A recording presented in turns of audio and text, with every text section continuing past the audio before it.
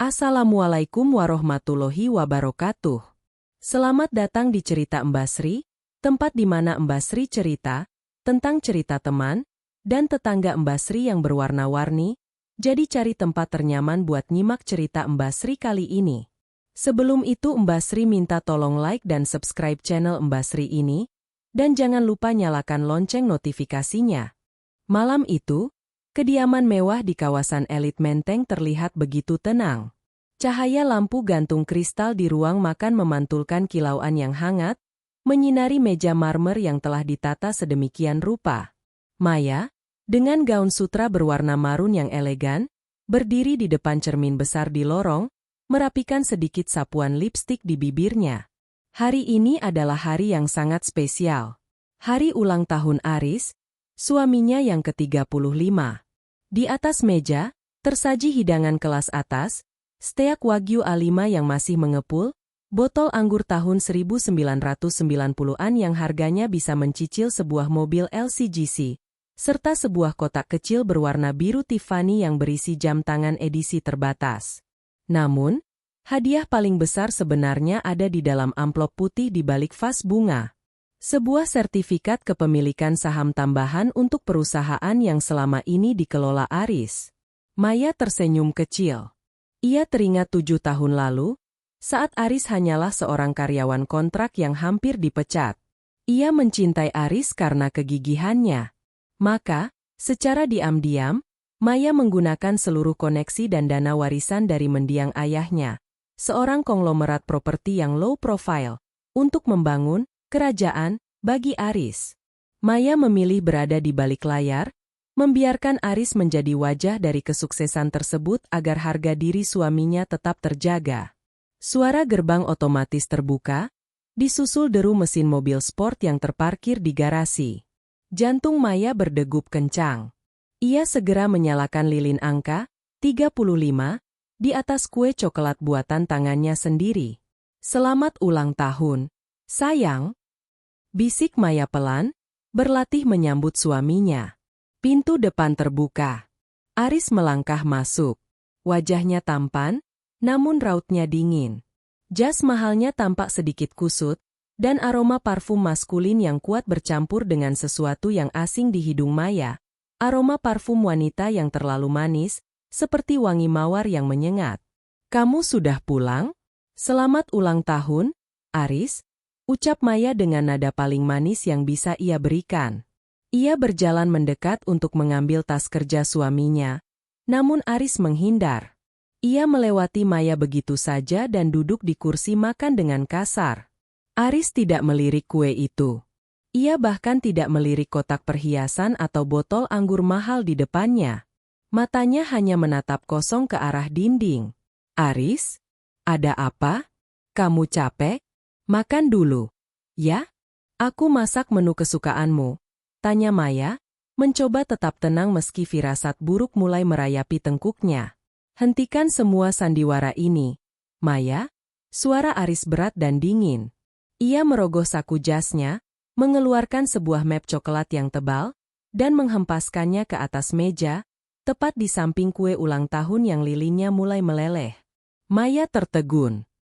Apa ini? Hadiah untukku. Itu surat cerai. Potong Aris cepat. Aku sudah menandatanganinya. Sekarang giliranmu. Dunia seolah berhenti berputar bagi Maya. Suara detak jam dinding terdengar seperti dentuman meriam. Ia menatap map itu, lalu menatap wajah suaminya yang kini memandangnya dengan tatapan jijik. Cerai? Di hari ulang tahunmu? Aris, ini tidak lucu. Kalau ini bercanda, ini sangat keterlaluan. Suara Maya mulai bergetar.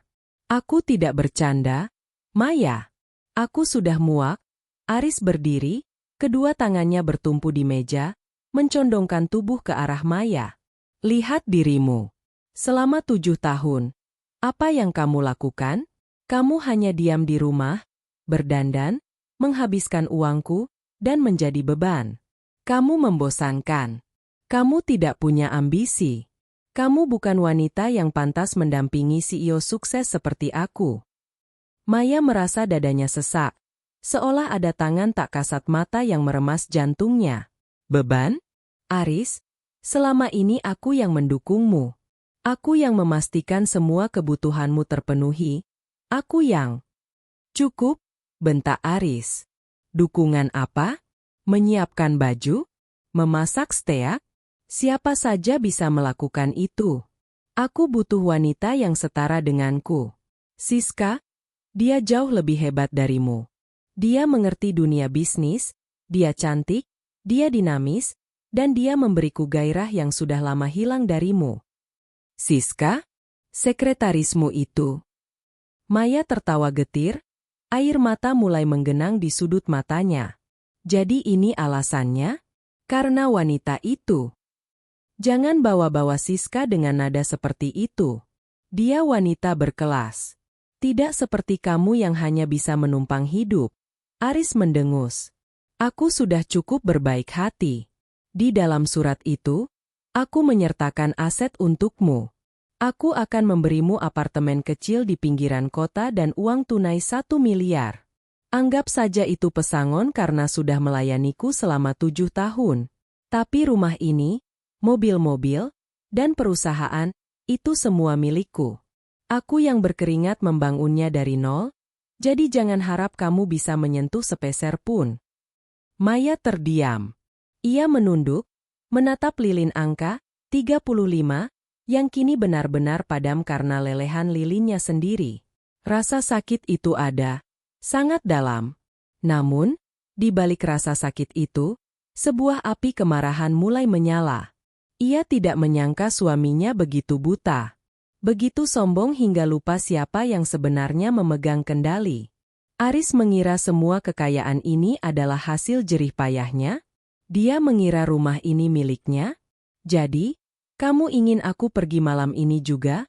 Tanya Maya dengan suara yang tiba-tiba tenang. Terlalu tenang. Lebih cepat lebih baik. Siska akan pindah ke sini minggu depan. Aku tidak ingin dia merasa tidak nyaman karena ada bekas pembantu di rumah ini. Jawab Aris tanpa perasaan. Maya menarik napas panjang. Ia mengusap air matanya dengan gerakan anggun, seolah baru saja menghapus debu dari pipinya. Ia mengambil pulpen yang ada di dekat map tersebut. Baiklah, Aris. Kalau itu maumu, aku akan menandatanganinya, kata Maya. Aris tersenyum puas, sebuah senyum kemenangan yang sangat sombong. Bagus. Ternyata kamu masih punya sedikit harga diri untuk tidak mengemis. Dengan tangan yang stabil, Maya membubuhkan tanda tangannya di atas materai. Setelah selesai, ia menutup map itu dan menyerahkannya kembali pada Aris. Aku akan pergi. Tapi Aris, ingat satu hal, Maya menatap mata suaminya dalam-dalam. Ulang tahun ini akan menjadi hari yang paling tidak akan pernah kamu lupakan seumur hidupmu. Bukan karena perceraian ini, tapi karena kamu baru saja membuang satu-satunya hal yang membuatmu terlihat seperti seorang raja. Aris tertawa terbahak-bahak. Raja? Aku adalah raja karena kemampuanku sendiri. Maya, bukan karena kamu.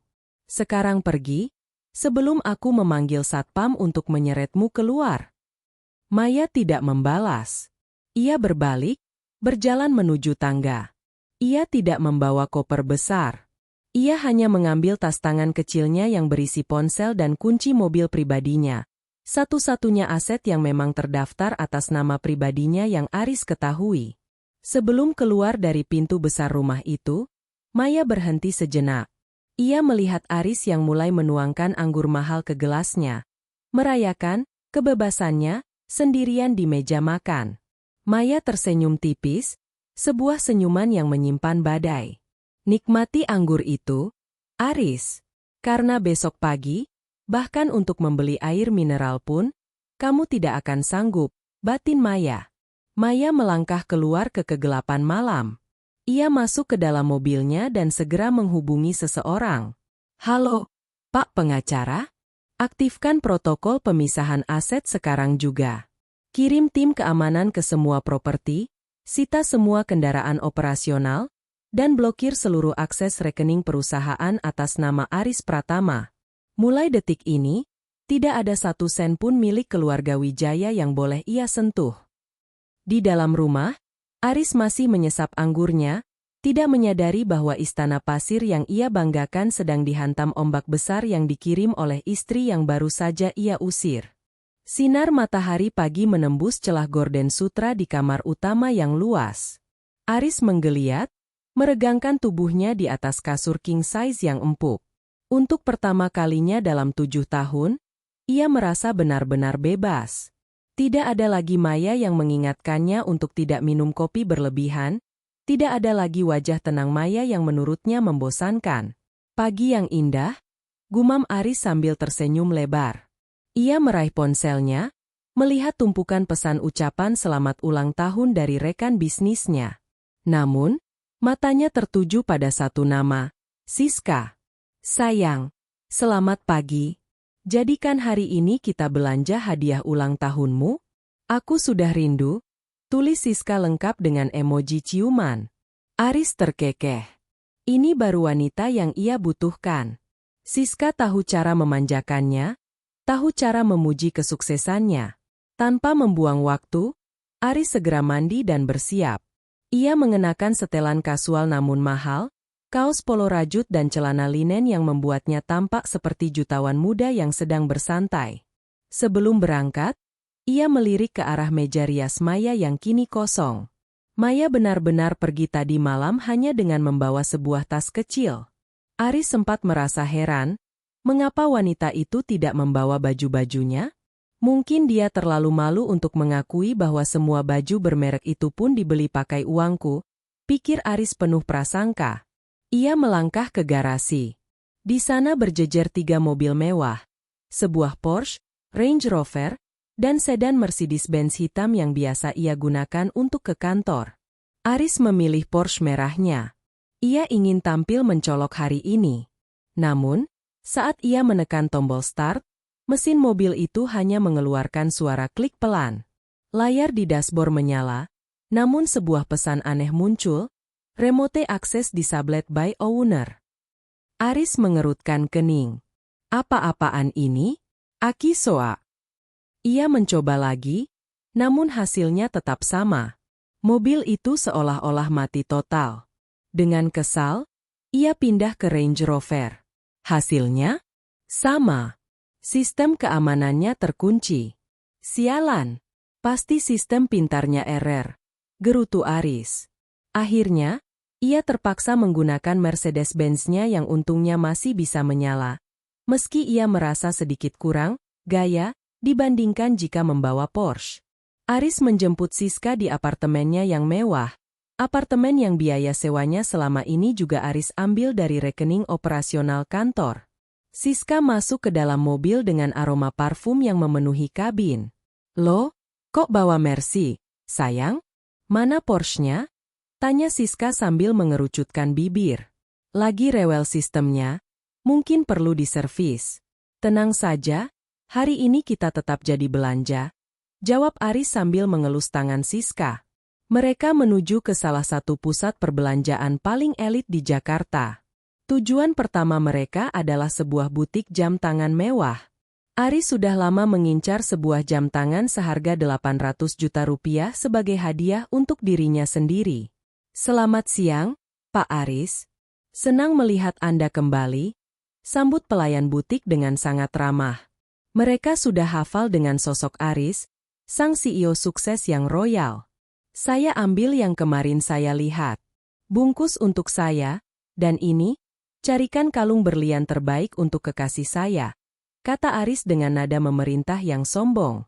Siska memekik kegirangan. Pelayan segera menyiapkan semuanya. Setelah beberapa saat, total belanjaan mereka mencapai 1,2 miliar rupiah. Aris mengeluarkan dompet kulitnya, menarik sebuah kartu kredit Black Card dengan penuh percaya diri, dan menyerahkannya kepada pelayan. Gesek. Pelayan itu terdiam sejenak melihat layar mesin EDC. Mohon maaf, Pak.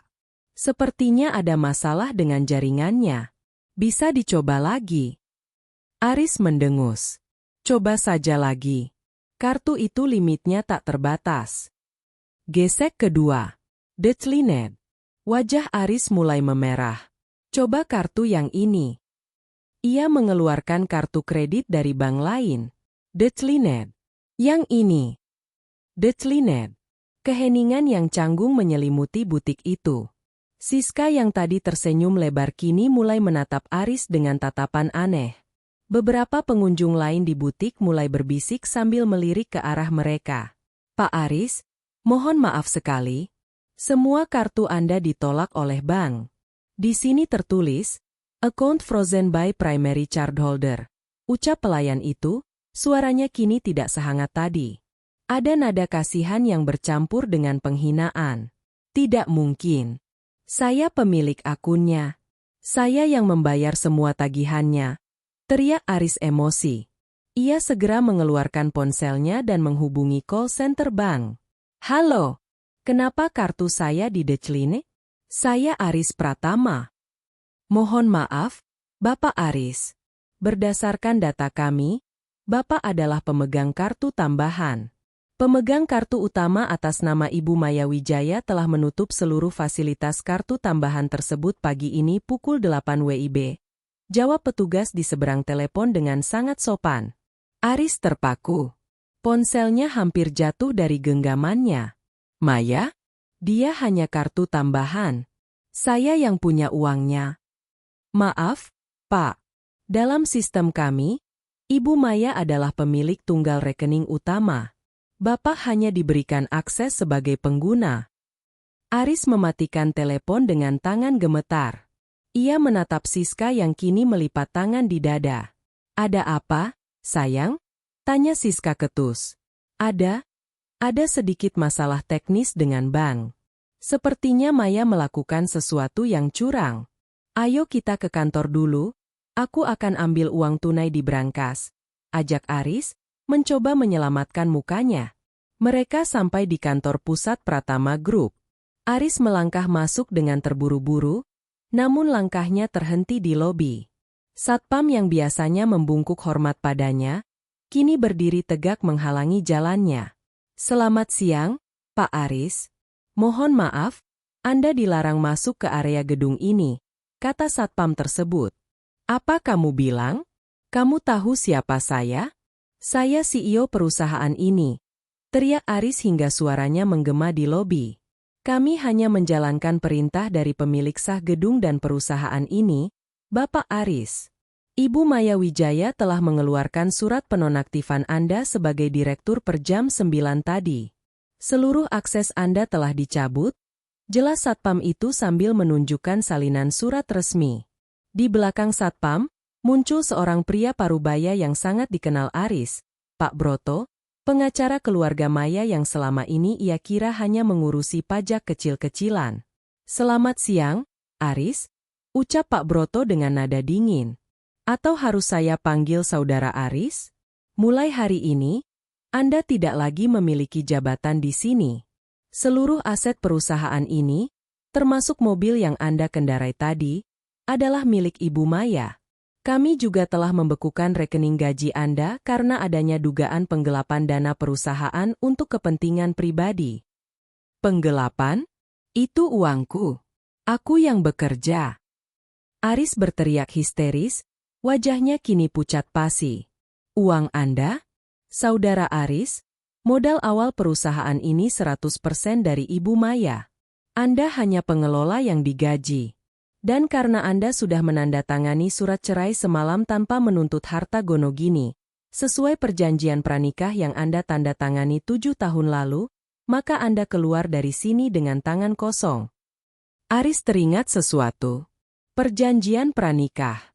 7 tahun lalu, saat ia begitu memuja Maya, ia menandatangani tumpukan kertas tanpa membacanya, mengira itu hanya formalitas cinta. Ternyata, itu adalah jerat yang ia buat untuk dirinya sendiri. Siska, yang sejak tadi berdiri di belakang Aris, mulai mundur selangkah demi selangkah. Siska, tunggu. Aku akan urus ini. Ini pasti cuma salah paham, kata Aris mencoba meraih tangan Siska.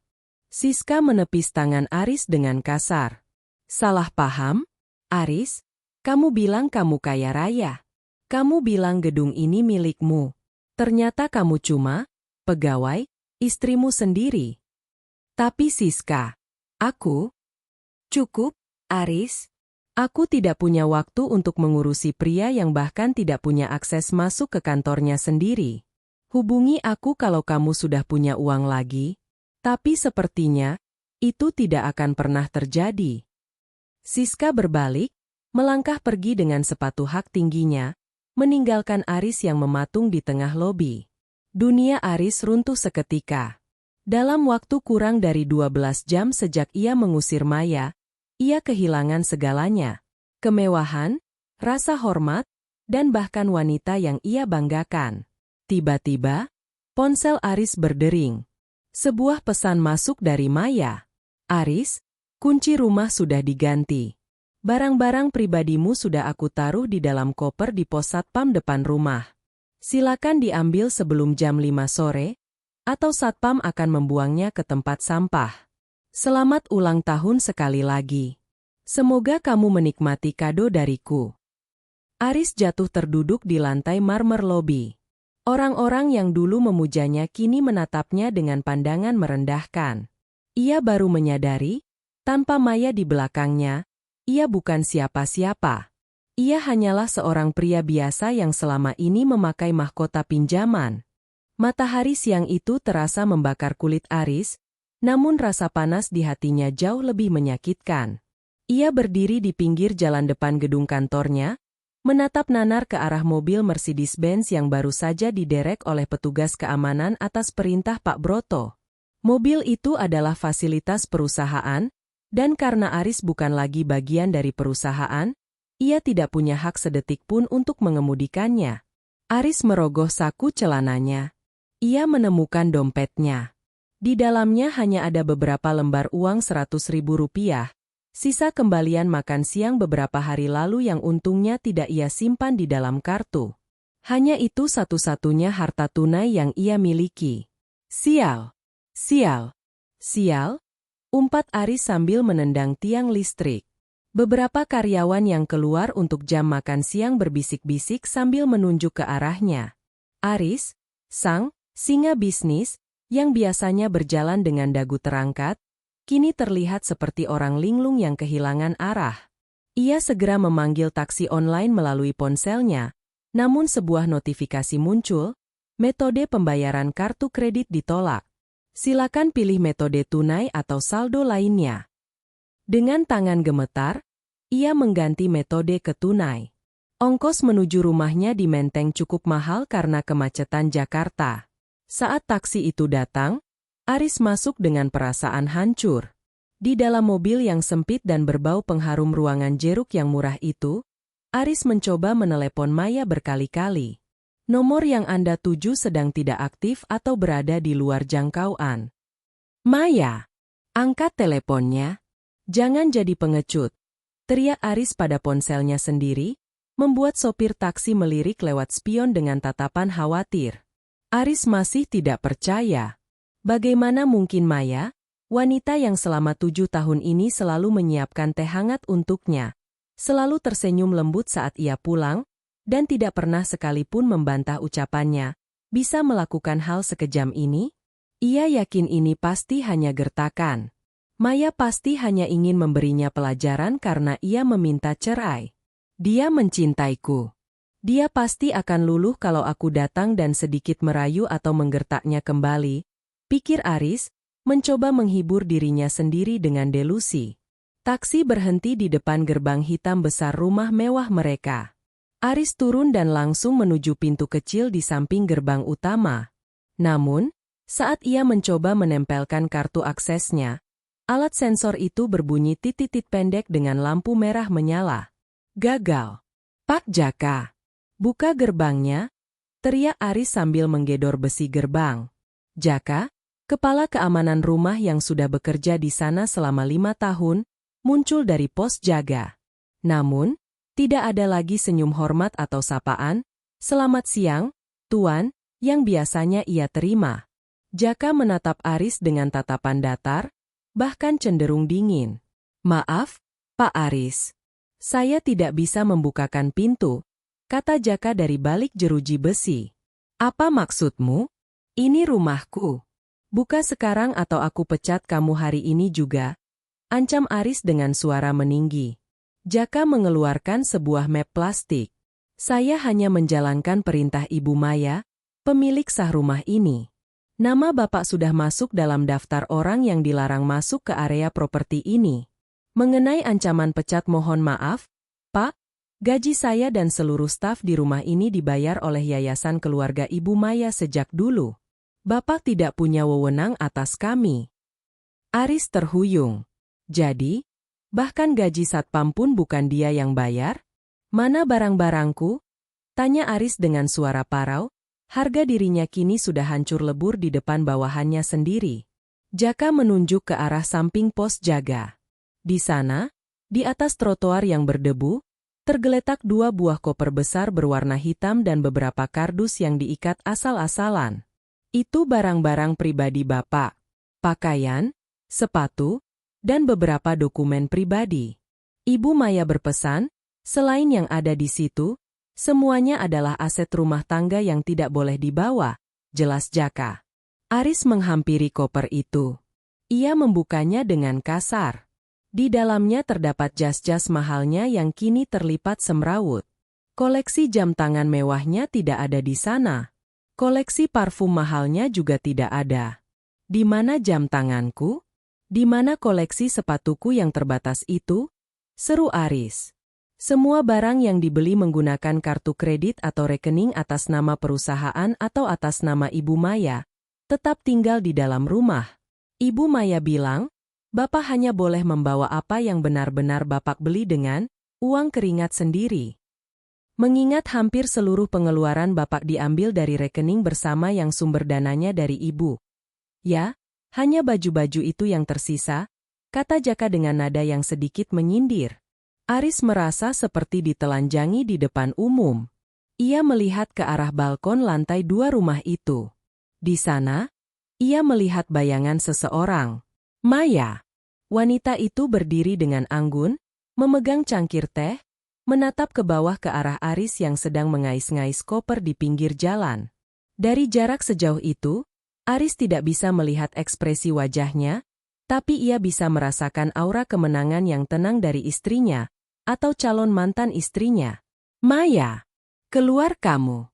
Kita bicara, teriak Aris sambil melambaikan tangan dengan kalap. Maya hanya menatapnya selama beberapa detik, lalu tanpa mengucapkan sepatah kata pun, ia berbalik dan masuk ke dalam rumah, menutup pintu kaca balkon dengan rapat. Sialan kau, Maya. Kamu tidak bisa melakukan ini padaku. Aku akan menuntutmu. Aku akan mengambil setengah dari harta ini. Aris terus berteriak hingga tenggorokannya sakit. Tiba-tiba, sebuah mobil sedan mewah berhenti di depan gerbang. Pak Broto turun dari mobil itu bersama 2 orang pria berbadan tegap yang tampak seperti penagih utang atau pihak keamanan swasta. Saudara Aris, Anda masih di sini? Tanya Pak Broto sambil membenarkan letak kacamatanya. Kehadiran Anda di sini sudah termasuk perbuatan tidak menyenangkan dan mengganggu ketertiban. Jika dalam 10 menit Anda tidak pergi dari area trotoar ini, saya terpaksa memanggil polisi. Polisi? Silakan panggil. Ini rumahku. Bukan, Aris. Ini adalah aset milik Wijaya Land, perusahaan induk milik keluarga Maya. Anda hanya menempati rumah ini sebagai tamu selama pernikahan. Sekarang, masa bertamu Anda sudah habis. Pak Broto menyodorkan sebuah dokumen. Dan ini adalah surat tuntutan balik. Kami menemukan bukti bahwa selama 3 tahun terakhir, Anda telah mengalihkan dana operasional perusahaan ke rekening pribadi Siska sebesar 5 miliar rupiah. Ibu Maya menuntut uang itu dikembalikan secara utuh, atau Anda akan menghadapi tuntutan pidana penggelapan. Lutut Aris lemas. 5 miliar? Itu adalah uang yang ia gunakan untuk membelikan Siska apartemen dan perhiasan agar wanita itu mau tetap bersamanya. Ia pikir ia bisa menutupinya dengan memanipulasi laporan keuangan, namun ia lupa bahwa seluruh sistem akuntansi perusahaan itu dirancang oleh tim ahli yang setia pada keluarga Maya. Tapi, Aku tidak punya uang sebanyak itu sekarang, bisik Aris. Itu bukan urusan kami, jawab Pak Broto dingin. Saran saya, cari pengacara yang murah. Karena Anda tidak akan sanggup membayar pengacara sekelas saya. Pak Broto memberi isyarat kepada dua pria tegap itu untuk mendekat. Aris yang ketakutan segera menarik koper-kopernya dengan terburu-buru. Ia menyeret dua koper besar itu di atas trotoar yang kasar, menimbulkan suara berisik yang memilukan. Ia berjalan menjauh dari rumah itu. Baru beberapa ratus meter, tangan Aris mulai terasa pegal. Jas mahalnya basah oleh keringat. Ia menoleh ke belakang, menatap rumah megah yang selama ini ia banggakan sebagai simbol kekuasaannya. Kini, ia berada di luar pagar, tanpa kunci, tanpa uang, dan tanpa tujuan. Langit Jakarta yang tadinya cerah tiba-tiba berubah mendung. Tak lama kemudian, rintik hujan mulai turun. Aris mencoba berteduh di bawah halte bus yang sempit. Ia duduk di atas kopernya, menatap rintik hujan yang membasahi sepatu kulitnya yang seharga 10 juta rupiah, yang mungkin sebentar lagi harus ia jual untuk sekadar makan. Ponselnya bergetar. Sebuah pesan dari Siska masuk. Jangan hubungi aku lagi. Aku sudah tahu semuanya dari berita internal. Ternyata kamu cuma penipu yang hidup dari ketiak istri. Dasar gelandangan. Aris melempar ponselnya ke lantai halte hingga layarnya retak. Ia menutup wajahnya dengan kedua tangan dan mulai terisak. Di hari ulang tahunnya, di saat ia membayangkan akan merayakan kebebasan dengan kemewahan, ia justru terduduk di halte bus, basah kuyup, sendirian, dan benar-benar jatuh miskin. Hujan semakin deras mengguyur Jakarta, seolah langit ikut menertawakan nasib Aris yang kini meringkuk di bangku halte bus yang dingin. Jas Wall Italia yang harganya setara dengan motor Matic baru itu kini basah kuyup, berbau apek, dan terasa berat membebani bahunya. Aris menggigil. Perutnya mulai berbunyi, menagih janji makan siang mewah yang tadi gagal ia nikmati. Ia merogoh saku, mengeluarkan dompetnya yang kini terasa sangat tipis. Ada 3 lembar uang 100 ribuan dan beberapa lembar uang 10 ribuan. Totalnya tidak sampai 400 ribu rupiah. Tenang, Aris. Ini cuma sementara. Besok aku akan ke bank. Aku akan urus semuanya. Pasti ada celah hukum, gumamnya menenangkan diri, meski ia tahu Pak Broto bukan pengacara sembarangan. Ia mencoba memesan hotel melalui aplikasi di ponselnya yang layarnya retak. Ia mencari hotel bintang 5 yang biasa ia tempati, namun begitu melihat harganya, ia tersentak. Menginap 1 malam saja sudah menghabiskan seluruh uang tunai di dompetnya. Akhirnya, dengan berat hati, ia mencari hotel bintang 2 di daerah Jakarta Pusat. Hanya untuk malam ini saja, bisiknya pada diri sendiri. Taksi berhenti di depan sebuah hotel melati yang terletak di gang sempit. Aroma got dan asap sate dari pedagang kaki lima menyambut Aris saat ia turun dari taksi. Dengan susah payah, ia menyeret 2 koper besarnya menuju lobi kecil yang pengap dan hanya dijaga oleh seorang pemuda yang tampak mengantuk. 1 kamar. Yang paling bagus, kata Aris, mencoba tetap terdengar berwibawa. Resepsionis itu menatap Aris dari ujung kepala sampai ujung kaki. Aris tampak berantakan. Rambutnya lepek, jasnya basah, dan wajahnya pucat. 400 ribu semalam, Pak. Deposit 100 ribu. Total 500. Aris terdiam. Uangnya tidak cukup. Bisa pakai kartu. Mesin EDC kami lagi rusak, Pak. Tunai saja. Aris merasa harga dirinya terinjak lagi. Ia harus memutar otak. Begini, saya hanya punya 300 ribu tunai. Tapi lihat jas ini harganya puluhan juta. Saya bisa jaminkan jas ini dulu, besok saya bayar sisanya. Resepsionis itu malah tertawa kecil. Maaf, Pak. Kami butuh uang, bukan jemuran basah. Kalau tidak punya uang, cari tempat lain saja. Aris mengepalkan tangan. Ingin rasanya ia memaki, namun ia sadar ia tidak punya posisi untuk menawar. Ia kembali menyeret kopernya keluar. Di bawah rintik hujan yang mulai mereda, Aris terduduk di pinggir trotoar. Ia merasa seperti sampah yang dibuang ke jalanan. Ia teringat pada Dimas, sahabat sekaligus rekan bisnis yang sering ia traktir di bar-bar mewah. Dimas sering berkata bahwa Aris adalah saudara sehidup semati. Aris segera menghubungi nomor Dimas. "Halo, Dim? Ini Aris?" ucapnya saat telepon diangkat. "Oh, Aris. "Ada apa, bro?" "Wah, selamat ulang tahun ya. Jadikan pesta di klub malam ini?" Suara Dimas terdengar ceria di seberang sana. "Dim dengar, aku sedang ada masalah sedikit. Bisa aku numpang di apartemenmu 1 atau 2 malam?" "Maya, dia sedang gila. Dia mengunci semua rekeningku." Hening sejenak di seberang telepon. Suara musik di latar belakang tempat Dimas berada tiba-tiba mengecil. "Wah, bro, gimana ya? Aku baru saja dengar kabar dari grup WhatsApp pengusaha. Katanya namamu sudah di blacklist oleh keluarga Wijaya, dan kamu dipecat dari posisi CEO."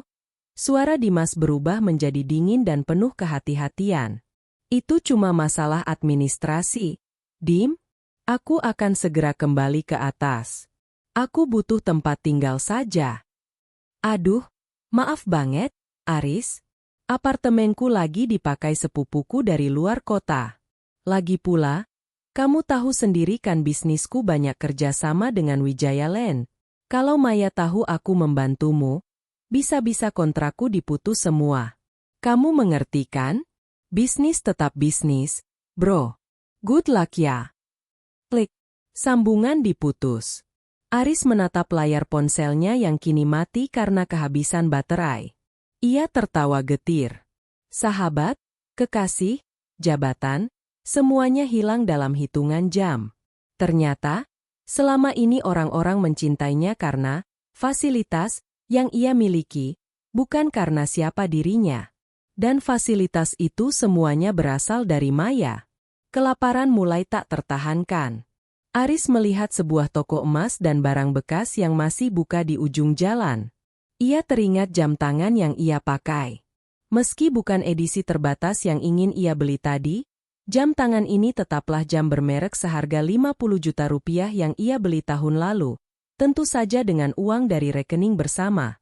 Ia melangkah masuk ke toko itu. "Saya mau jual jam ini. Cepat." Pemilik toko, seorang pria tua dengan kacamata tebal, memeriksa jam itu dengan teliti. "Ini asli, tapi surat-suratnya mana?" "Ketinggalan di rumah. Saya butuh uang cepat." "Tanpa surat, saya hanya bisa hargai 5 juta rupiah," kata pria itu datar. "5 juta? Kamu gila? Ini jam 50 juta, teriak Aris. Di jalanan, barang tanpa surat harganya jatuh. Anak muda, mau atau tidak? Kalau tidak, silakan pergi." Aris menelan ludah. 5 juta rupiah bisa memberinya tempat tinggal selama seminggu dan makan. Dengan tangan gemetar, ia menyerahkan jam tangannya. Ia menerima 5 lembar uang 1 jutaan dengan perasaan hancur. Jam tangan itu adalah simbol status terakhirnya, dan kini ia melepaskannya demi sepiring nasi dan tempat berteduh. Malam itu, Aris berakhir di sebuah kamar kos harian yang sempit di belakang terminal. Kamar itu berbau rokok dan hanya memiliki kipas angin yang berderit bising. Kasurnya tipis dan bantalnya sudah menguning. Aris berbaring, menatap langit-langit kamar yang berjamur. Ia teringat kamarnya di rumah menteng yang luas, dengan pendingin ruangan yang sejuk dan aroma lavender yang selalu disemprotkan Maya setiap sore. Ia teringat betapa Maya selalu memastikan sprei tempat tidurnya memiliki kelembutan sutra. "Apa yang sudah kulakukan?" bisiknya pada kegelapan. Penyesalan mulai muncul, namun bukan penyesalan karena telah menyakiti hati Maya, melainkan penyesalan karena ia telah ceroboh, kehilangan semua kemewahan itu. Aris masih belum sadar bahwa badai yang dikirim Maya belum mencapai puncaknya. Di saat yang sama, di sebuah penthouse mewah milik keluarga Wijaya, Maya sedang duduk santai sambil melihat laporan dari tim intelijennya tentang lokasi Aris malam ini. Baru malam pertama? Aris, kamu sudah menjual jam tanganmu? Gumam Maya sambil menyesap anggur merahnya. Besok, aku akan pastikan tidak ada satupun toko di kota ini yang mau menerima barang-barang bekasmu. Maya tersenyum. Pembalasan ini baru saja dimulai. Aris terbangun dengan leher kaku dan punggung yang terasa seolah habis dipukuli. Suara bising dari terminal bus di balik dinding kamar kosnya menjadi alarm alami yang sangat tidak menyenangkan. Ia menatap langit-langit kamar yang berkerak, mencoba mengingat kembali apakah semua yang terjadi kemarin hanyalah mimpi buruk. Namun, bau apek dari bantal yang ia gunakan segera menyentaknya kembali ke realitas yang pahit. Ia bangkit, lalu berjalan menuju kamar mandi umum di ujung lorong. Ia harus mengantre di belakang seorang pria tua yang hanya mengenakan sarung dan membawa handuk lusuh. Aris, yang biasanya mandi dengan air hangat beraroma esensial, kini harus mengguyur tubuhnya dengan air dingin yang berbau kaporit tajam. Tidak ada sabun mahal, tidak ada jubah mandi sutra. Aku harus keluar dari sini. Sekarang, gumamnya sambil menggosok wajahnya dengan kasar. Setelah berganti pakaian, menggunakan salah satu kemeja mahalnya yang kini sudah kusut karena berjejalan di koper, Aris memutuskan untuk menjual sisa aset yang ia bawa. Ia memiliki 4 setel jas custom made dari penjahit terbaik di London dan 3 pasang sepatu kulit buaya yang masing-masing harganya bisa membeli 1 unit motor. Ia menyeret kopernya menuju sebuah butik resale barang mewah di kawasan Jakarta Selatan. Ini adalah tempat di mana para sosialita biasanya menitipkan barang-barang branded mereka untuk dijual kembali. Selamat siang. Saya ingin menjual beberapa jas dan sepatu ini, ucap Aris saat sampai di depan meja kasir. Manajer butik itu, seorang wanita bernama Linda yang dulu selalu memberikan kopi terbaik saat Aris datang bersama Siska, kini menatap Aris dengan senyum yang tidak sampai ke mata. Berita tentang jatuhnya sang CEO Pratama, rupanya sudah menyebar lebih cepat dari api di padang rumput. Oh, Pak Aris. Mari saya lihat barangnya. Linda memeriksa jas-jas tersebut. Kualitasnya memang bagus. Tapi mohon maaf, Pak, kami tidak bisa menerima barang dari Bapak. Aris mengernyit. Kenapa? Ini barang asli. Kalian tahu sendiri berapa harga belinya dulu. Linda menghela napas, tampak sedikit enggan. Begini, Pak, tadi pagi, kami menerima surat edaran dari Asosiasi Pengusaha Barang Mewah. Ada instruksi bahwa barang-barang yang terindikasi sebagai aset yang sedang dalam sengketa hukum atau milik Wijaya Group dilarang untuk diperjualbelikan sampai proses hukum selesai. Dan, nama Bapak ada di daftar itu. Sengketa hukum apa? Ini baju-bajuku? Teriak Aris frustrasi. Pihak pengacara Ibu Maya telah melampirkan bukti bahwa seluruh pembelian barang pribadi Bapak selama 3 tahun terakhir menggunakan kartu kredit korporasi yang sumber dananya adalah milik Ibu Maya. Secara hukum, barang-barang ini dianggap milik perusahaan sampai Bapak bisa membuktikan sebaliknya di pengadilan. Jika kami membelinya, kami bisa dituduh sebagai penadah. Aris merasa dunianya kembali berputar. Maya benar-benar menutup semua lubang udara. Ia tidak hanya mengusirnya, tapi memastikan Aris tidak bisa mengubah apapun yang ia miliki menjadi uang tunai. Dengan langkah gontai, Aris duduk di depan sebuah minimarket. Ia membeli 1 botol air mineral dan sepotong roti murah, makanan yang dulu tidak akan pernah ia sentuh. Saat itulah ia teringat pada satu-satunya orang yang selalu memanjakannya. Ibunya. Ibunya, Ibu Ratna, tinggal di sebuah rumah mewah di Bogor yang seluruh biayanya ditanggung oleh Aris. Ibu Ratna adalah tipikal wanita yang sangat mementingkan status sosial. Selama ini, Aris selalu mengirimkan uang bulanan sebesar 50 juta rupiah untuk gaya hidup ibunya. Aris segera meminjam pengisi daya ponsel di minimarket tersebut dan menyalakan ponselnya yang retak. Ia segera menghubungi ibunya. Halo, Ibu? Ini Aris? Ucapnya dengan suara serak. Aris, Syukurlah kamu telepon. Apa yang terjadi? Ibu tadi ke butik langganan ibu, tapi mereka bilang kartu kredit ibu diblokir. Ibu malu sekali di depan teman-teman arisan ibu. Suara Ibu Ratna terdengar histeris di seberang sana. Bu, dengar? Aris sedang dalam masalah besar. Maya, dia mengusir Aris. Aris tidak punya uang sekarang. Bisa Aris tinggal di rumah ibu dulu untuk sementara? Dan tolong, kalau ibu ada simpanan uang tunai, Aris butuh sekarang. Hening sejenak di seberang telepon. Apa maksudmu diusir? Itu kan rumahmu, Aris. Kamu suaminya. Ternyata semua atas nama dia. Bu, Aris ditipu. Dia licik. Aduh, Aris bagaimana ini? Ibu tidak punya simpanan uang tunai. Kamu tahu sendiri kan? Uang dari kamu selalu ibu pakai untuk bayar cicilan mobil ibu dan arisan berlian. Dan tadi pagi, orang-orang dari bank datang ke sini. Mereka bilang rumah ini akan disita karena sertifikatnya ternyata atas nama perusahaan Maya dan hanya dipinjamkan untuk ibu tinggali. Aris hampir menjatuhkan ponselnya. Apa? Rumah itu juga? Iya. Ibu sekarang sedang berkemas. Ibu bingung harus kemana. Aris, kamu harus bicara pada Maya. Minta maaf atau apapun. Ibu tidak mau tinggal di kontrakan. Tangis Ibu Ratna pecah. Bu, Aris bahkan tidak bisa menemui dia. Aris sekarang di jalanan? Bisik Aris. Kalau begitu, jangan ke sini dulu. Aris, ibu mau coba menginap di rumah tante kamu. Kalau kamu ke sini dan pihak Maya lihat kita bersama, nanti bantuan dari Maya untuk ibu malah diputus total. Maya tadi mengirim pesan, katanya dia tetap akan kasih ibu tunjangan bulanan kecil asal ibu tidak membantumu. Maafkan ibu, Aris, ibu tidak bisa hidup miskin. Klik, telepon diputus sepihak oleh ibunya sendiri. Aris tertegun. Bahkan ibunya, orang yang selama ini ia agung-agungkan dan ia biayai seluruh hidupnya dengan uang Maya, memilih untuk mengkhianatinya demi tunjangan receh dari mantan istrinya.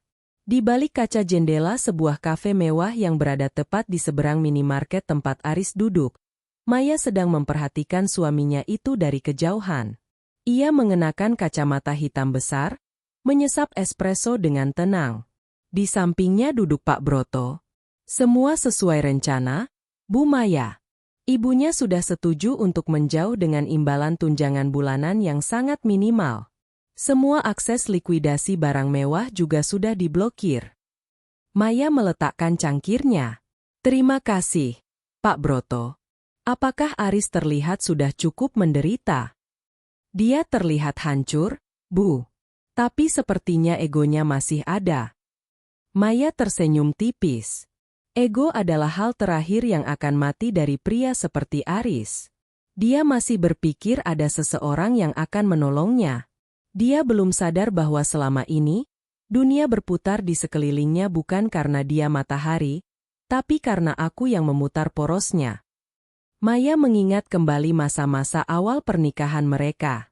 Saat ayahnya meninggal, Maya merasa sangat kesepian. Aris datang dengan segala janji manisnya. Ayah Maya sudah memperingatkan melalui surat wasiatnya. Laki-laki yang datang saat kamu berada di puncak gunung mungkin hanya ingin melihat pemandangan, bukan mendaki bersamamu. Karena itulah, sang ayah telah mengatur semua harta warisan dalam sebuah sistem perwalian, trust fund, yang sangat ketat yang hanya bisa diakses oleh Maya. Aris tidak pernah tahu bahwa perusahaan yang ia kelola adalah milik yayasan yang dikendalikan penuh oleh Maya dari balik layar. Pak Broto, lanjutkan ke tahap berikutnya. Perintah Maya. Hubungi semua perusahaan relasi. Pastikan tidak ada satupun yang menerima Aris bekerja, bahkan sebagai staf rendahan sekalipun. Aku ingin dia merasakan bagaimana rasanya mencari Rp1.000 di kota ini tanpa koneksi. Baik, Bu Maya. Maya berdiri, merapikan blazernya. Ia berjalan keluar kafe, melewati mobil Aris yang dulu sering ia tumpangi, yang kini sudah dipasangi stiker, aset dalam pengawasan. Saat ia masuk ke mobilnya, Ia sempat melirik ke arah Aris yang sedang menghitung uang receh di tangannya untuk membayar roti. Maya tidak merasa kasihan. Rasa kasihan itu sudah mati sejak ia menemukan rekaman pembicaraan Aris dan Siska sebulan yang lalu, di mana Aris menertawakan Maya dan menyebutnya sebagai sapi perah yang membosankan. Selamat menikmati roti terakhirmu, Aris, gumam Maya sebelum mobilnya melesat pergi meninggalkan area tersebut. Aris yang sedang menggigit rotinya tiba-tiba tersedak. Ia menatap ke arah mobil mewah yang baru saja lewat. Ia merasa mengenali plat nomornya. Itu mobil Maya. Ia mencoba mengejar, namun karena kakinya lecet akibat sepatu mahal yang tidak cocok untuk berjalan jauh, ia jatuh tersungkur di aspal. Orang-orang di sekitar hanya menonton. Seorang pengamen kecil bahkan menertawakannya. Aris berteriak frustrasi di tengah keramaian, namun suaranya tenggelam oleh deru mesin kota yang tidak peduli pada seorang mantan raja yang kini menjadi gelandangan. 3 hari telah berlalu sejak Aris dibuang dari istananya. Uang 5 juta rupiah hasil menjual jam tangannya kini tersisa kurang dari separuh. Sebagian besar habis untuk membayar kos harian yang mahal karena ia tidak punya kartu identitas asli yang tertinggal di brankas rumah. Dan sisanya habis untuk mengobati kakinya yang mulai melepuh karena dipaksa berjalan jauh dengan sepatu kulit yang tidak dirancang untuk trotoar Jakarta yang kasar. Pagi itu, Aris menatap pantulan dirinya di cermin retak kamar kos. Wajahnya yang biasanya bersih dan terawat kini ditumbuhi janggut tipis yang berantakan. Matanya merah karena kurang tidur, suara musik dangdut dari warung sebelah dan deru bus kota membuatnya terjaga sepanjang malam. Aku tidak bisa begini terus, gumamnya. Aku ini Aris Pratama. Aku punya otak bisnis. Kalau aku tidak bisa jadi CEO di perusahaan Maya, aku bisa mulai dari bawah di perusahaan lain. Dengan sisa harga diri yang masih tersisa, Aris mencoba melamar pekerjaan. Ia mendatangi gedung-gedung perkantoran di daerah Sudirman. Namun, penampilannya menjadi kendala utama. Kemeja bermereknya sudah sangat kusut, dan ia tidak punya uang untuk jasa laundry kilat. Di perusahaan pertama, seorang staf HRD muda menatapnya dengan pandangan curiga. Maaf, Pak Aris. Kami sudah mendengar berita tentang Anda. Berdasarkan referensi yang kami terima, Anda memiliki catatan hitam mengenai pengelolaan dana di perusahaan sebelumnya. Kami tidak bisa mengambil risiko. Itu fitnah. Itu akal-akalan istri saya, bentak Aris.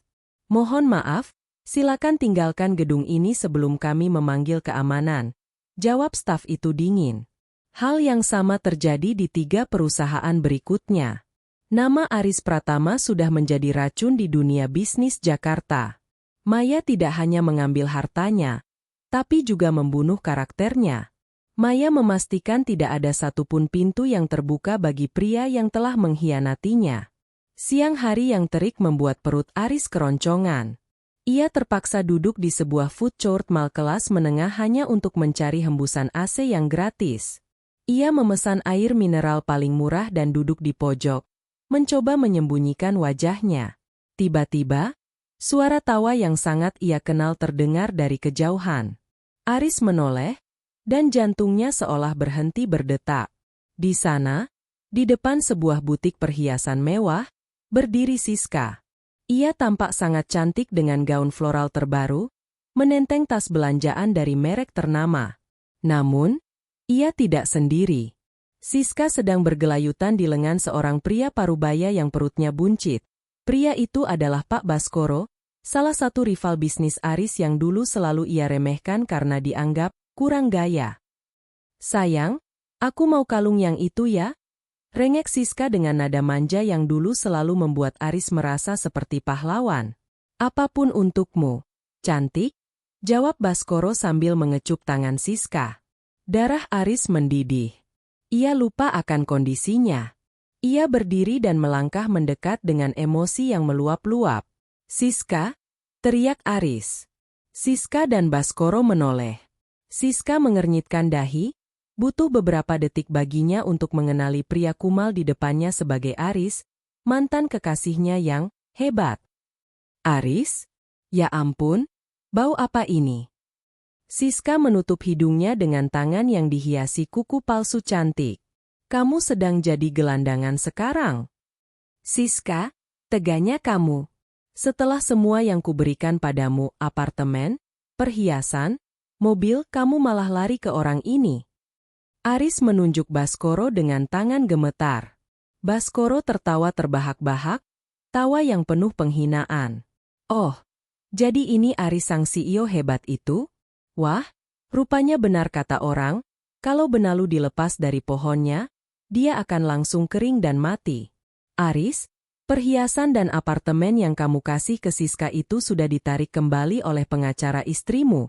Tahu? Siska mendengus kesal. Iya, gara-gara kamu, aku hampir saja dituntut penggelapan dana. Untung Pak Baskoro mau membantuku membereskan masalah hukum itu. Ternyata selama ini kamu itu cuma pengangguran yang bergaya pakai uang istri. Ya? Benar-benar menjijikkan. Tapi aku mencintaimu, Siska, seru Aris putus asa. Cinta tidak bisa beli tas Hermes. Aris, jawab Siska ketus. Ia kemudian merogoh tasnya, mengeluarkan selembar uang 10.000 rupiah yang sudah lecek, dan melemparnya ke kaki Aris. Ini, buat beli sabun. Kamu bau sekali. Jangan pernah dekati aku lagi. Siska dan Baskoro berlalu pergi sambil tertawa, meninggalkan Aris yang terpaku di tengah keramaian mal. Orang-orang mulai mengeluarkan ponsel, merekam kejadian itu. Aris bisa mendengar bisik-bisik di sekitarnya. Itu kan Aris Pratama yang viral itu. Kasihannya, ternyata beneran jadi gelandangan. Makanya, jadi laki-laki jangan hobi selingkuh kalau harta masih numpang istri. Aris menunduk, memungut uang 10.000 itu dengan air mata yang mulai menetes. Ia merasa sudah benar-benar kehilangan martabatnya sebagai manusia. Malam harinya, Aris berjalan tanpa tujuan. Kakinya membawanya ke sebuah area konstruksi bangunan yang sudah sepi. Ia melihat sebuah warung makan kecil di pinggir jalan yang sedang bersiap-siap tutup. Permisi, Bu, apakah Ibu butuh bantuan untuk cuci piring atau angkut barang? Tanya Aris dengan suara lirih. Saya hanya butuh makan malam. Ibu pemilik warung menatap Aris dengan iba. Ia melihat kemeja mahal yang sudah compang-camping itu. Aduh, Mas ini kelihatannya orang berpendidikan. Kenapa jadi begini? Saya sedang tertimpa musibah, Bu. Jawab Aris singkat. Ibu itu memberikan sepiring nasi dengan sisa lauk pauk yang sudah dingin. Sudah, makan saja. Tidak usah bantu-bantu, sudah mau tutup. Simpan saja tenaga Mas buat cari kerja besok. Aris makan dengan lahap, air matanya jatuh ke atas nasi. Ia teringat bagaimana dulu ia sering membuang-buang makanan mewah di restoran bintang 5 hanya karena rasanya kurang pas. Kini, nasi sisa di pinggir jalan terasa seperti hidangan paling nikmat yang pernah ia rasakan. Saat sedang makan, sebuah mobil sedan hitam berhenti di depan warung. Jendelanya terbuka sedikit. Maya ada di dalam sana, memperhatikan Aris dari balik kaca yang gelap. Maya melihat suaminya yang dulu begitu arogan, kini sedang mengemis sisa makanan. Hati Maya tidak merasa iba, melainkan merasa tenang. Keadilan sedang ditegakkan. Maya mengambil ponselnya dan mengetik sebuah pesan untuk Aris. Ponsel Aris bergetar. Ia membukanya. Bagaimana rasa nasi sisanya, Aris? Enak? Itulah rasa dari setiap air mata yang aku teteskan saat tahu kamu bersenang-senang dengan Siska memakai uangku. Jangan menyerah dulu. Ini baru hari kelima. Masih ada banyak ulang tahun, spesial, menantimu di jalanan. Aris tersedak. Ia menoleh ke arah jalan, namun mobil itu sudah melesat pergi, hanya menyisakan asap knalpot yang menerpa wajahnya. Aris meraung di tengah kegelapan malam, namun suaranya hanya dibalas oleh gonggongan anjing liar di kejauhan. Ia baru menyadari satu hal, Maya tidak ingin dia mati. Maya ingin dia tetap hidup untuk merasakan setiap detik penderitaan yang telah ia tanam sendiri. Malam itu, Jakarta diguyur gerimis tipis yang membuat udara terasa semakin menusuk tulang. Aris berlindung di bawah teras sebuah ruko kosong, memeluk tas ransel butut yang ia beli dari pasar loak dengan sisa uang terakhirnya. Pikirannya buntu, namun satu ide gila terus berputar di kepalanya. Pasti ada sesuatu. Tidak mungkin Maya secerdik itu membersihkan semuanya, gumam Aris dengan mata yang tampak cekung dan liar. Ia teringat sebuah brankas kecil yang tersembunyi di balik panel kayu di ruang kerja pribadinya di rumah Menteng. Brankas itu jarang dibuka, dan ia yakin Maya lupa akan keberadaannya. Di dalamnya, Aris menyimpan beberapa lembar saham atas nama, pembawa, dan sejumlah uang tunai darurat yang ia kumpulkan dari pemotongan, anggaran proyek-proyek kecil selama bertahun-tahun. Jika ia bisa mengambil isi brankas itu, ia punya modal untuk kabur ke luar kota atau bahkan ke luar negeri dan memulai hidup baru.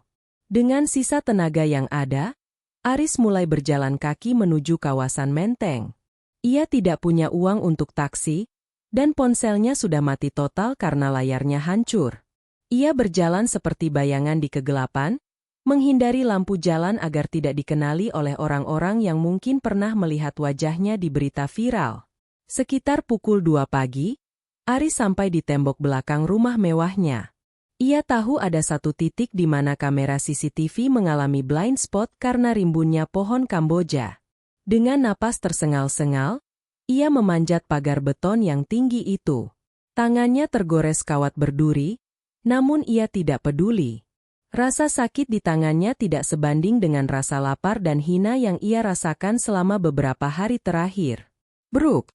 Aris mendarat di atas rumput taman belakang yang basah. Ia diam mematung selama beberapa menit, memastikan tidak ada alarm yang berbunyi.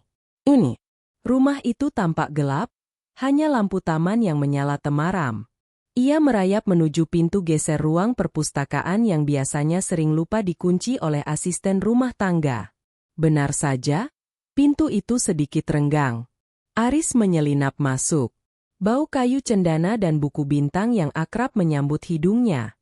Sejenak, ia merasa kembali menjadi tuan di rumah ini. Ia segera menuju ruang kerja yang berada di balik rak buku besar.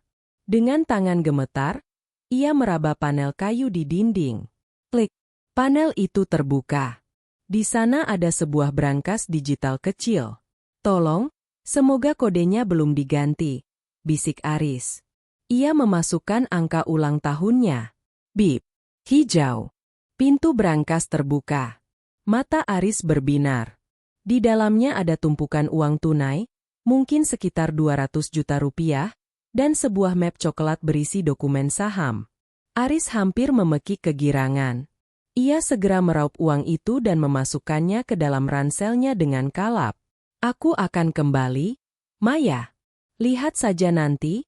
Aku akan menghancurkanmu, desisnya sambil tertawa kecil yang terdengar mengerikan di kegelapan. Namun, saat ia berbalik untuk keluar, tiba-tiba lampu ruangan menyala terang benderang. Aris terkesiap, menyipitkan mata karena silau yang mendadak. Mencari ini, Aris? Suara itu dingin dan tenang. Aris menoleh dan melihat Maya berdiri di ambang pintu. Ia tidak mengenakan daster atau baju tidur, melainkan setelan jas santai yang sangat rapi, seolah-olah ia memang sudah menunggu tamu sepanjang malam. Di sampingnya berdiri Pak Broto dan 2 petugas kepolisian berseragam. Aris mematung. Ransel yang penuh uang itu masih menggantung di bahunya. Maya, ini uangku. Ini hasil kerjaku. Maya melangkah masuk, setiap ketukan sepatu hak tingginya terdengar seperti vonis mati bagi Aris. Ia menatap brankas yang terbuka, lalu menatap Aris dengan pandangan kasihan yang sangat menghina. Uangmu? Aris, apakah kamu lupa siapa yang membeli brankas itu? Siapa yang membayar panel kayu itu? Dan uang di dalamnya? Apakah kamu pikir aku tidak tahu kamu sering mencuri kecil-kecilan dari dana renovasi kantor? Maya menggelengkan kepala. Aku sengaja membiarkan uang itu di sana. Aku ingin tahu, seberapa rendah kamu bisa jatuh. Ternyata, kamu tidak hanya pengkhianat dan pembohong, tapi juga pencuri. Aku bukan pencuri. Ini rumahku, teriak Aris kalap. Ia mencoba menerjang ke arah pintu, namun dua petugas polisi dengan sigap meringkusnya dan membantingnya ke lantai. Aduh, lepaskan. Sakit. Aris mengerang saat wajahnya ditekan ke karpet mahal yang dulu ia pilih sendiri. Pak Broto melangkah maju, membenarkan letak kacamatanya. Saudara Aris, Anda masuk ke properti milik Ibu Maya tanpa izin setelah adanya surat pelarangan resmi. Anda juga tertangkap tangan mengambil aset yang secara hukum bukan milik Anda karena status pernikahan Anda yang sedang dalam proses cerai dengan perjanjian pranikah yang sangat jelas. Ini adalah tindak pidana pencurian dengan pemberatan. Maya, tolong, jangan lakukan ini. Aku suamimu, raung Aris, air matanya mulai mengalir mengotori karpet. Maya berlutut di depan Aris, cukup dekat sehingga Aris bisa mencium aroma parfumnya yang elegan, namun cukup jauh agar tidak tersentuh oleh suaminya yang kumal. Suamiku? Suamiku sudah mati malam itu, Aris. Malam saat dia memberikan surat cerai sebagai kado ulang tahunnya sendiri. Ucap Maya pelan, nyaris berbisik. Sekarang, kamu hanyalah seorang kriminal. Aku sudah memberimu kesempatan untuk pergi dengan sedikit harga diri yang tersisa di halte bus itu, tapi kamu memilih untuk membuangnya.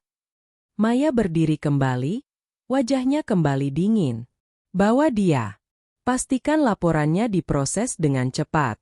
Aku ingin dia merayakan sisa ulang tahunnya di balik jeruji besi. Maya, jangan. Aku mohon. Siska yang menghasutku. Ini semua salah Siska. Aris terus berteriak saat polisi menyeretnya keluar dari ruangan itu. Maya hanya berdiri diam, menatap punggung Aris yang menghilang di kegelapan lorong. Setelah suara sirine polisi menjauh, Pak Broto mendekati Maya. Semua sudah selesai, Bu Maya. Dengan adanya kasus pidana ini, posisi saudara Aris dalam persidangan cerai nanti akan benar-benar hancur. Dia tidak akan mendapatkan sepeser pun, bahkan uang pesangon 1 miliar yang ibu janjikan di awal pun bisa kita batalkan. Maya menghela napas panjang, sebuah beban seolah terangkat dari bahunya. Aku tidak pernah berniat memberinya 1 miliar itu sejak awal, Pak Broto. Aku hanya ingin dia tahu bagaimana rasanya memiliki harapan, lalu melihat harapan itu hancur berkeping-keping di depan matanya sendiri. Maya berjalan menuju jendela besar yang menghadap ke taman. Hujan sudah berhenti. Ia melihat pohon Kamboja yang tadi dipanjat Aris. Pak Jaka, panggil Maya melalui intercom. Ya, Bu. Tolong tebang pohon Kamboja di pagar belakang besok pagi. Dan panggil jasa pembersih profesional untuk membersihkan ruang kerjaku. Aku tidak ingin ada sisa bau gelandangan di rumah ini. Di dalam mobil polisi yang dingin, Aris meringkuk di pojokan. Borgol di tangannya terasa sangat berat. Ia melihat ke arah tangannya yang lecet dan berlumuran debu. Tidak ada lagi jam tangan mewah, tidak ada lagi cincin kawin emas putih. Yang tersisa hanya rasa malu dan kenyataan pahit bahwa ia telah menghancurkan hidupnya sendiri demi sebuah bayangan kesuksesan yang ternyata adalah milik istrinya. Dinding sel tahanan itu berwarna abu-abu kusam dengan coretan-coretan keputusasaan di setiap sudutnya. Bau pesing yang tajam bercampur dengan aroma keringat dari belasan orang yang berjejalan di dalam ruangan sempit itu membuat Aris ingin muntah. Ia duduk meringkuk di pojokan, memeluk lututnya di atas lantai semen yang lembab. Kemeja sutra yang dulu ia banggakan kini compang-camping, kancingnya lepas 2 setelah pergulatan saat penangkapan. Tidak ada lagi bantal bulu angsa atau pendingin ruangan. Yang ada hanyalah suara dengkur keras penghuni sel lain dan gigitan nyamuk yang tak henti-henti. Hei, orang kaya, panggil seorang pria bertato macan di lengannya, yang sepertinya adalah pemimpin di sel tersebut. Katanya kamu CEO? Kok bisa nyasar ke sini? Nyolong jemuran ya? Gelak tawa pecah di dalam sel. Aris hanya menunduk, tidak berani membalas. Harga dirinya sudah terkubur jauh di bawah lantai semen ini. Ia, yang biasanya memerintah ratusan karyawan, kini harus tunduk pada aturan tidak tertulis di dalam penjara. Saya hanya mengambil uang saya sendiri, bisik Aris parau. Di sini nggak ada uangmu, yang ada cuma jatah nasi cadong, timpal narapidana lain sambil melempar sebuah bungkusan nasi plastik yang tampak tidak layak makan. Aris menatap nasi itu. Air matanya menetes. Penjara ini adalah neraka yang tidak pernah ia bayangkan dalam mimpi terburuknya sekalipun. Sementara itu, di kediaman mewah Menteng, suasana justru terasa sangat kontras. Maya mengundang beberapa sahabat lamanya, wanita-wanita tangguh yang dulu sering dijauhi Aris karena dianggap terlalu pintar dan mengancam. Di halaman belakang yang asri, Maya menggelar sebuah acara unik, lelang amal barang mantan. Berbagai barang mewah milik Aris yang masih tertinggal dipajang di atas meja-meja panjang. Koleksi sepatu kulit buaya, puluhan jas bespoke, hingga koleksi stik golf mahal yang dulu jarang digunakan Aris namun dibeli hanya untuk pamer. Terima kasih sudah datang, teman-teman, ucap Maya dengan anggun sambil memegang mikrofon. Semua barang yang kalian lihat di sini adalah simbol dari sebuah kesalahan masa lalu. Hari ini, aku ingin mengubah energi negatif ini menjadi sesuatu yang bermanfaat. Seluruh hasil lelang akan disumbangkan ke Yayasan Pemberdayaan Perempuan Korban KDRT dan Penipuan. Sahabat-sahabat Maya bertepuk tangan riuh. Sepatu ini, harganya 30 juta saat dibeli. Maya mengangkat sepasang sepatu Oxford coklat milik Aris. Tapi bagiku, nilainya 0. Kita buka harga dari 1 juta rupiah. Ada yang mau? Lelang berlangsung meriah. Barang-barang yang dulu diagung-agungkan Aris sebagai simbol kekuasaannya kini berpindah tangan dengan harga murah demi amal. Maya merasa puas. Ia bukan butuh uangnya, ia hanya ingin membersihkan setiap jengkal kenangan tentang Aris dari rumahnya. Di tengah acara, Pak Broto mendekat dan berbisik, "Bu Maya, persidangan pertama perceraian dan kasus pencurian akan digabung minggu depan. Aris meminta izin untuk menghubungi ibu dari kantor polisi." Maya menyesap jus jeruknya dengan tenang. "Katakan padanya, aku tidak menerima telepon dari narapidana. Jika dia ingin bicara, bicaralah di depan hakim." Hari persidangan pun tiba. Aris dibawa dengan mobil tahanan, tangannya diborgol, mengenakan rompi oranye yang menyolok. Saat ia memasuki ruang sidang, kilatan lampu kamera wartawan menyambarnya. Berita tentang CEO jatuh miskin yang menjadi maling telah menjadi konsumsi publik yang panas. Aris mencari sosok Maya di antara kursi hadirin. Ia menemukannya duduk di baris depan, tampak sangat cantik dan berwibawa dengan setelan hitam formal. Di sampingnya, tidak ada lagi kebencian, hanya ada tatapan kosong yang jauh lebih menyakitkan bagi Aris. "Saudara terdakwa, apakah benar Anda memasuki rumah pelapor tanpa izin dan mengambil sejumlah uang tunai?" tanya hakim ketua. Aris berdiri dengan kaki gemetar. "Benar, Yang Mulia. Tapi itu uang saya, hasil kerja saya selama bertahun-tahun di perusahaan." Pak Broto segera berdiri menyela. "Izin, Yang Mulia. Kami memiliki bukti laporan keuangan yang sah bahwa uang yang diambil terdakwa berasal dari dana operasional perusahaan yang digelapkan secara sistematis. Terdakwa tidak memiliki aset pribadi karena seluruh biaya hidupnya, termasuk pakaian yang ia kenakan saat ini, dibiayai oleh klien kami, Ibu Maya Wijaya." Aris menatap ke arah Maya, mencoba mencari secercah belas kasihan. "Maya, tolong, jangan lakukan ini. Aku hilaf. Aku janji akan berubah." Maya berdiri, meminta izin hakim untuk bicara sepatah kata. Hakim mengangguk. Maya menatap Aris lurus-lurus. Untuk pertama kalinya, ia berbicara langsung pada pria itu di depan umum. "Aris, kamu bilang kamu ingin berubah? Kamu punya waktu 7 tahun untuk menghargaiku, tapi kamu memilih untuk mengkhianatiku. Kamu punya waktu untuk pergi dengan hormat, tapi kamu memilih untuk menjadi pencuri. Perubahanmu tidak lagi berharga bagiku." Maya kemudian menyerahkan sebuah dokumen tambahan kepada hakim. "Yang Mulia, Ini adalah bukti tambahan bahwa Aris juga mencoba memindahkan aset tanah milik keluarga saya di Bogor ke bawah nama ibunya secara ilegal 2 bulan lalu. Aris terperanjat. Ia pikir rahasia itu tidak akan terbongkar. Itu adalah rencana cadangannya jika suatu saat Maya tahu tentang Siska. Penipu, teriak salah satu pengunjung sidang. Sudah miskin, jahat pula, seru yang lain. Hakim mengetuk palu berkali-kali untuk menenangkan suasana. Wajah Aris pucat pasi. Ia menyadari bahwa Maya tidak hanya menghancurkan masa depannya, tapi juga membedah semua kejahatan masa lalunya tanpa sisa. Di akhir persidangan, hakim membacakan putusan sementara.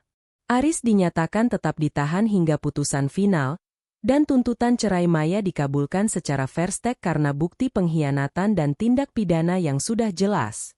Saat Aris digiring kembali ke sel tahanan, ia berpapasan dengan Maya di koridor pengadilan yang sempit. "Maya," panggil Aris dengan suara parau. "Apa kamu benar-benar tidak pernah mencintaiku?" Maya berhenti sejenak, menoleh sedikit tanpa menatap matanya. "Aku mencintai pria yang aku kira adalah kamu, Aris. Tapi ternyata, pria itu tidak pernah ada. Yang ada hanyalah sebuah topeng yang kini sudah retak." Maya melangkah pergi, dikawal oleh beberapa pengawal pribadi. Aris jatuh berlutut di lantai koridor, menangis histeris sampai petugas harus menyeretnya paksa. Satu persatu, semua orang meninggalkannya. Siska sudah hilang entah kemana dengan pria kaya barunya. Ibunya menjauh demi tunjangan bulanan, dan kini, Maya telah resmi menghapus namanya dari hidupnya. Aris kembali ke selnya yang gelap. Kali ini, ia benar-benar sadar. Mahkota yang selama ini ia pakai telah berubah menjadi rantai yang akan mengikatnya dalam penyesalan seumur hidup. 1 tahun telah berlalu. Kalender di dinding sebuah warung kopi kumuh menunjukkan angka yang sama dengan hari itu. Namun bagi Aris, waktu seolah berhenti sejak ia mengenakan rompi oranye. Pagi ini, ia melangkah keluar dari gerbang besi besar lembaga pemasyarakatan dengan sebuah tas kain usang di bahunya. Ia mendapatkan remisi karena berkelakuan baik, atau lebih tepatnya, karena ia terlalu takut untuk berbuat macam-macam di dalam sana. Aris keluar sebagai pria yang berbeda. Wajahnya yang dulu klimis kini tampak lebih tua 10 tahun. Rambutnya menipis, dan tubuhnya yang dulu tegap karena rutin ke gym kini tampak layu dan kurus.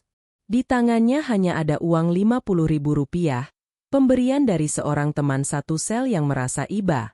Tidak ada jemputan mobil mewah. Tidak ada Siska yang menunggu dengan pelukan. Bahkan ibunya pun tidak membalas surat-suratnya selama di penjara. "Aku harus mulai dari mana?" bisik Aris pada angin jalanan yang membawa debu dan polusi. Sementara itu, di layar televisi besar yang terpasang di sebuah gedung tinggi, wajah Maya muncul dalam wawancara eksklusif.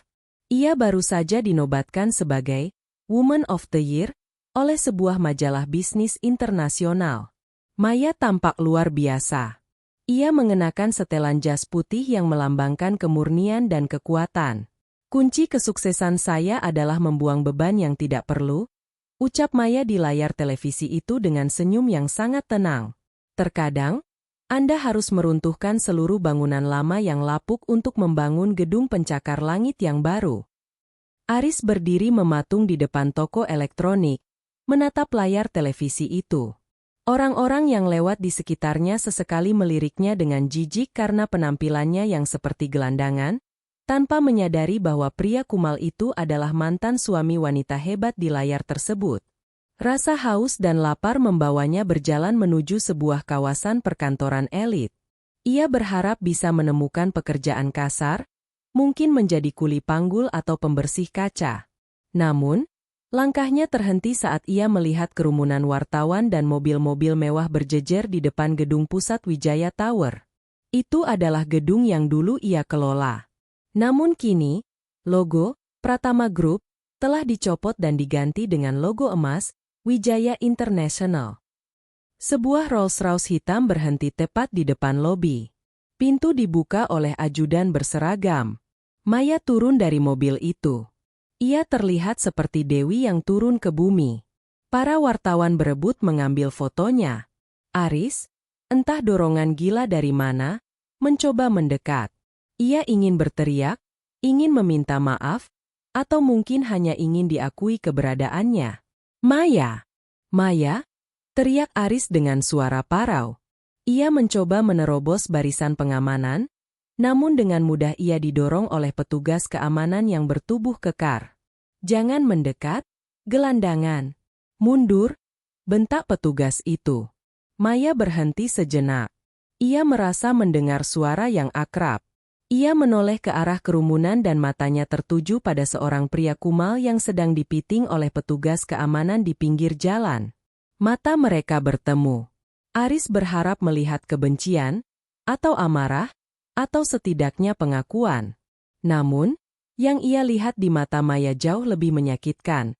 Ketidakpedulian total.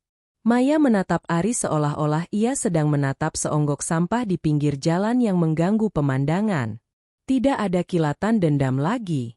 Baginya, Aris sudah benar-benar mati dan menjadi debu. Maya kemudian merogoh tasnya, mengambil sekeping koin kecil dari kantong recehnya, koin Rp500, dan menjatuhkannya ke lantai marmer lobi sebelum ia masuk ke dalam gedung tanpa menoleh lagi. Ibu Maya, apakah Anda mengenali pria itu? Tanya seorang wartawan. Maya hanya tersenyum tipis pada kamera. Saya tidak mengenali setiap orang asing yang berteriak di jalanan. Mari kita lanjutkan acaranya. Aris terlempar ke aspal saat petugas keamanan melepaskannya. Ia merangkak, meraih koin Rp500 yang tadi dijatuhkan Maya. Koin itu terasa sangat dingin di telapak tangannya. Ia menyadari sesuatu yang sangat mengerikan. Pembalasan dendam Maya yang paling kejam bukanlah memenjarakannya, tapi menjadikannya tidak ada. Maya telah mencapai titik di mana Aris tidak lagi memiliki kekuatan untuk melukainya, bahkan tidak lagi layak untuk dibenci. Aris berjalan menjauh dengan kaki menyeret. Ia sampai di sebuah jembatan penyeberangan. Di bawah sana, kemacetan Jakarta terlihat seperti aliran darah yang tak berhenti. Ia melihat pantulan dirinya di kaca halte yang kotor. Aku punya harta, aku punya kuasa, dan aku membuangnya demi seorang wanita yang juga membuangku. Tangis Aris pecah di tengah keramaian yang acuh tak acuh. Tiba-tiba, ponsel tua yang ia beli dari uang simpanannya di penjara berdering. Sebuah nomor tidak dikenal. Halo? Ucap Aris penuh harap. Mungkin ibunya? Mungkin teman lamanya? Halo, dengan saudara Aris Pratama? Kami dari Biro Penagihan Utang. Kami mendapatkan pengalihan piutang dari pihak Ibu Maya Wijaya. Anda masih memiliki kewajiban ganti rugi sebesar Rp5 miliar atas dana perusahaan yang Anda gunakan secara ilegal. Karena Anda sudah keluar dari penjara, kami akan mulai melakukan penagihan intensif. Jika tidak sanggup membayar, kami akan memastikan setiap pendapatan yang Anda terima di masa depan akan langsung disita oleh negara. Aris menjatuhkan ponselnya ke jalanan di bawah jembatan. Ponsel itu hancur terlindas bus. Maya tidak hanya mengambil masa lalunya dan masa kininya. Ia telah mengunci masa depan Aris. Selama Aris masih bernapas, ia akan selalu menjadi buronan, hutang dari wanita yang dulu ia remehkan.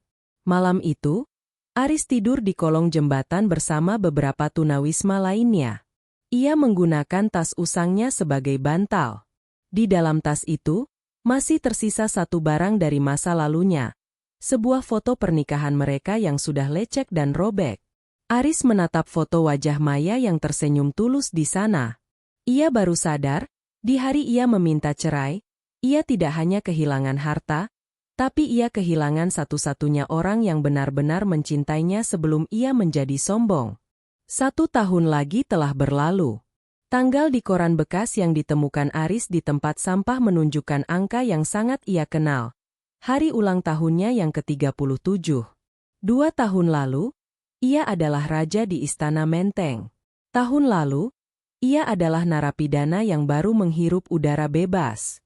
Dan hari ini, Ia hanyalah salah satu dari ribuan bayangan tak bernama yang mengais rezeki di lampu merah Jakarta. Aris bekerja sebagai pengelap kaca mobil.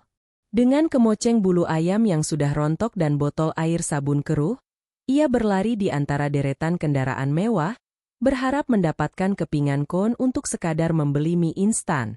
Setiap kali ia melihat mobil Porsche atau Mercedes-Benz, tangannya gemetar. Ia teringat bahwa dulu, ia adalah orang yang duduk di dalam sana, menatap rendah orang-orang seperti dirinya sekarang. "Pak, lap kacanya, Pak," ucap Aris lirih saat sebuah mobil mewah berhenti di depannya. Kaca jendela mobil itu perlahan turun. Aris membeku. Di dalam sana, duduk Siska. Namun, penampilannya tidak lagi glamor. Wajahnya tampak lebih tirus dengan riasan yang terlalu tebal untuk menutupi kelelahan. Di sampingnya bukan lagi Pak Baskoro, melainkan seorang pria tua lain yang tampak sedang memarahi Siska.